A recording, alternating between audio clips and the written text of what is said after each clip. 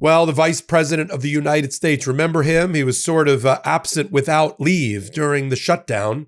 What did J.D. Vance do? But he did return after the return of the government, went on Hannity. And on Hannity, he said the obvious out loud, stepping all over the messaging of Donald Trump. He often does that.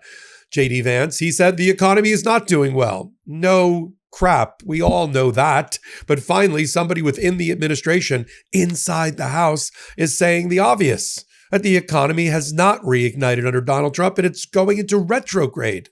That is the exact opposite of every major person within the Trump administration, what they've been telling the American people, what they've been shoveling at the American people. Because the American people, we know what the prices are. We know what the prices at the supermarket are. We know what the prices for healthcare are. We know what the prices are for school supplies. We know what the prices are for gas.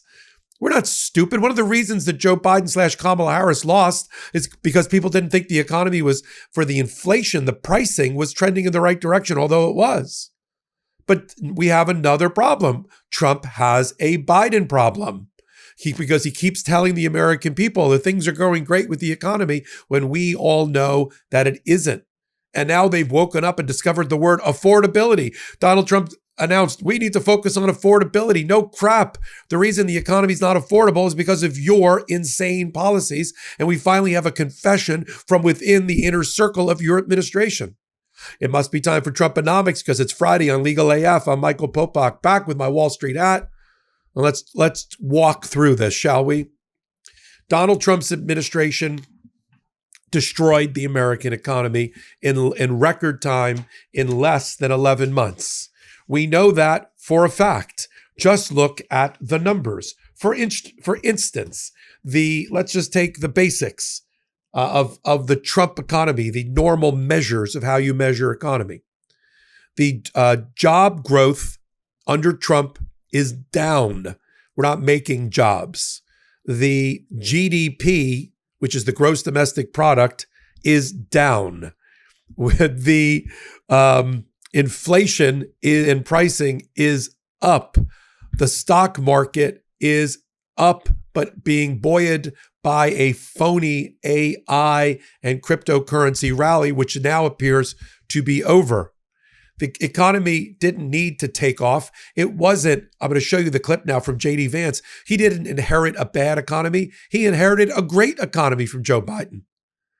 Pricing was down. GDP was up. Jobs were up. Stock market was stable. People looked to the Federal Reserve and saw it as the platinum standard around the world.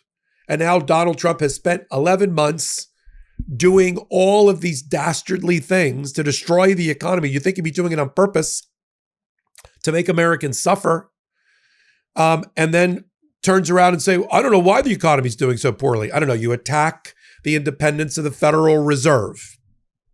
You attack the independence of statistics that we use to measure the health of the economy. You shut down the economy effectively and the government for 41 days, losing $15 billion a week in gross domestic product.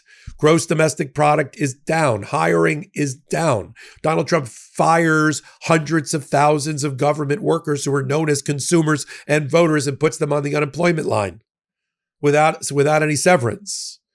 Donald Trump takes the U.S. out of the U.S. economy, cutting billions, hundreds of billions of dollars of funding to states for American people, to foreign countries to promote our foreign policy, behind which there's American jobs. So when you take billions of dollars of U.S. spending out of the economy and out of the consumer's pocket, at the same time you fire hundreds of thousands of government workers, at the same time that you impose tariffs on 200 countries, and then raise prices because tariffs are price increases, 70% of which get passed on to consumers. That's why prices are so high. That's why coffee is up 18%, meat is up 19%.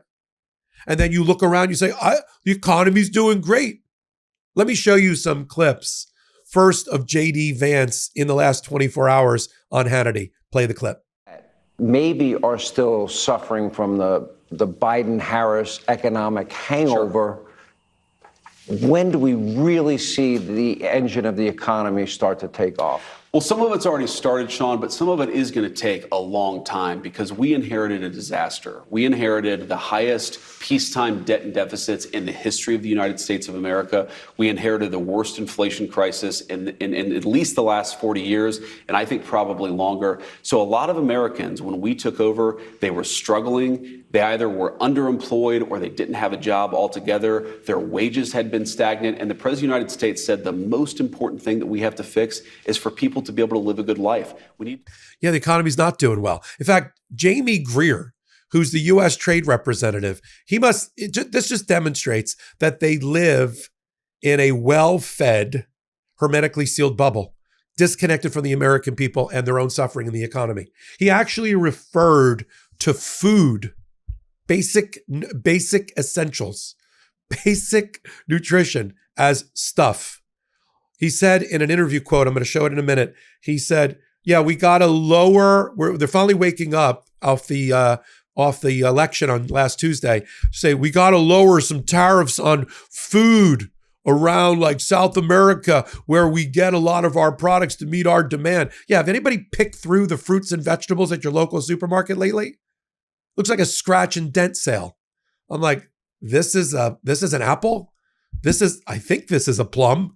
I'm trying to show my 17-month-old daughter fruit in the supermarket. I don't even know what it is. And he calls it stuff. Yeah, it's stuff like food. He says it like coffee and bananas and cocoa and things. I mean, food. Let me play the clip of Jamie Greer. That there are going to be exemptions to these tariff barriers that are there for goods that we can't produce in America, things like bananas, things like coffee, or maybe even things that we want to see lower prices on, like beef. Is that the fair way to frame it? Yeah, I mean, listen, since the outset on April 2nd, when the president announced his reciprocal tariff program, on April 2nd itself, there were some items that weren't subject to tariffs. And then in early September, the president put out a notice to the world saying, as I start to conclude these deals, we're going to let out tariffs on some of these things that we don't make in the United States. And so this is just following through on that promise. He's made the deals now. In addition to these 4 Latin American allies, we have deals with a number of Asian allies, also the UK and the EU. We have a critical mass, and so the president's determined, now that we have this in place, we have these deals in hand, it's time to take off some of these tariffs on products we don't make here. The Democrats did very well in the elections a couple of weeks ago in New York City, New Jersey, Virginia, and there are some people who say that this is the administration's focus on more affordability, because that affordability catchphrase is something that the Democrats have been trying to play up and make political hay with. Is that true? Well, I mean, the reality is, at a macro level, the president's trade program has been incredibly successful. We've opened up markets for our exporters. We're reining in the trade deficit. Are there micro areas, like bananas or coffee or cocoa or things like that, where we don't need a tariff? I think that's right.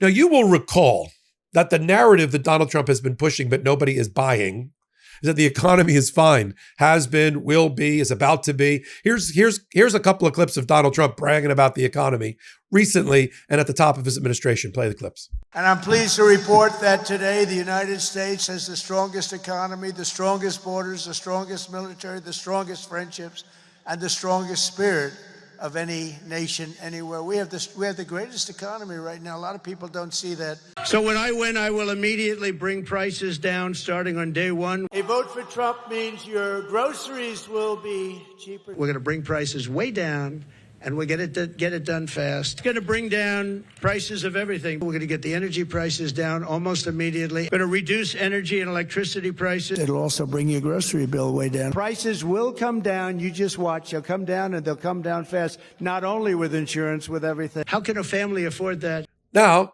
just a couple of months ago, the Commerce Secretary, Howard Lutnick, who new reports show that his former family business, Cantor Fitzgerald, just had its best year ever, 25% up in revenue.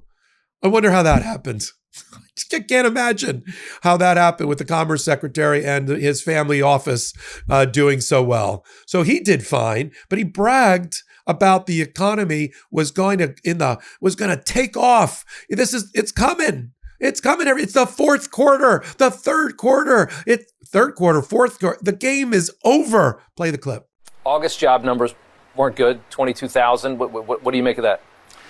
Our economy, the Donald Trump economy, is coming in the beginning of next year. You have to think he's got more than $10 trillion of factories. When those factories get in the ground, they get the permits and the bulldozers start, people are operating those bulldozers, jobs. You're going to be to be a construction worker in America, you're going to be good looking because everybody's going to try to hire you.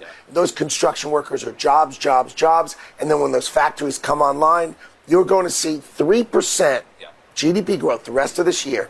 And then my look is I think we grow to 4%. You got the $30 trillion U.S. economy growing 4%, pulling away. Finally, why was America always growing kind of like the rest of the world? Because we were exporting our power to the rest of the world. It's time for us to take care of America. That's what President Trump is doing. You're going to see our GDP growth go off the charts. So you've got, I got to laugh. Otherwise, we're going to cry on Legal AF.